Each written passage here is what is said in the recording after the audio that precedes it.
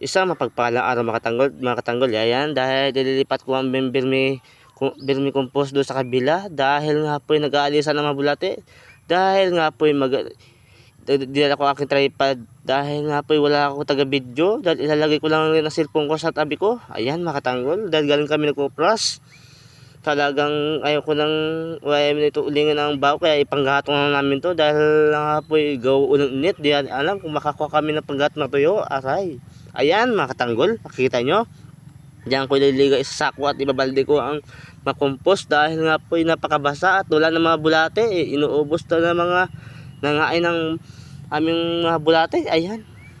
Ito mga katanggol, kita nyo yan, nasa taas po. Bali, papugi muna ako. Pero isiset ko ang aking cellphone. Dahil nga po talaga ako taga-video. Hirap talaga pag taga-video, no?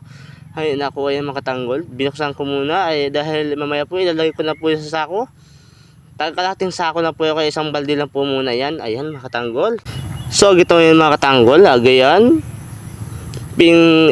stopwatch ko na nga, kaya pinabilis ko na aking pagka-video. Dahil nga po magalagay na ako sa sako ng vermicast, ayan, or vermicompost. Dahil wala nga bulate yan. Ayan ako talaga, inuubos talaga ng daga or yung nangain ng aming bulate. Ayan, nilalagay ko na sa sako upang sa ganon may lipat ko na doon sa may manukan. Yung manukan namin dapat talaga may manukan, kaso nga lang hindi ko na lang ilagay sa manukan.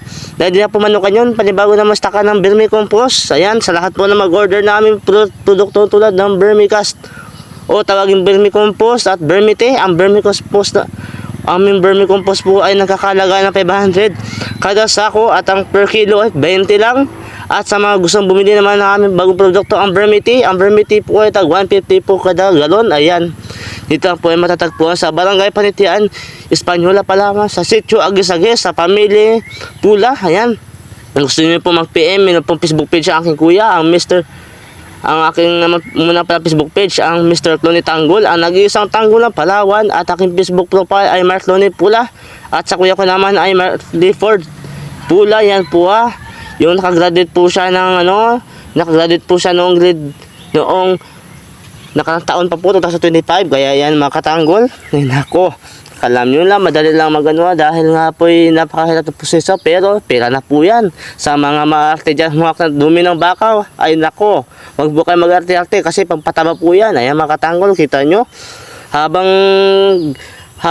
ginahalagay ko pa sa sako, kinakamay ko na po yan. Di man po yan dahil nasa sa likod po namin bahay, pero pabundok po yan dahil po may kanyugan po sa taas. Ayan mga katanggol, kita nyo, halos malapit ko na po mapuno ang hinalagyan ko na sako. Ay naku mga katanggol, tinaan nyo yan. Huwag mong katamat ng ganyang trabaho, marangal po yan.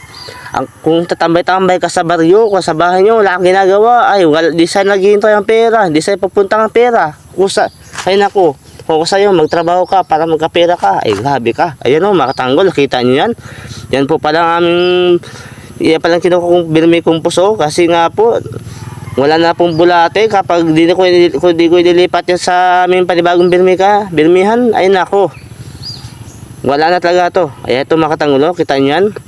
Nililipat ko sa sako ang dahil nga po baka maya po mag-ulan na naman. Ay nako talaga, pag umaga po ay nagainit, pero pag hapon nagaulan, ay nagkatutukan talaga. Umulan talaga mga bandang hapon, mga bandang alas 12 pa lang, kakulimlim na sa bandang Barangay Labog. Ay grabe, uy.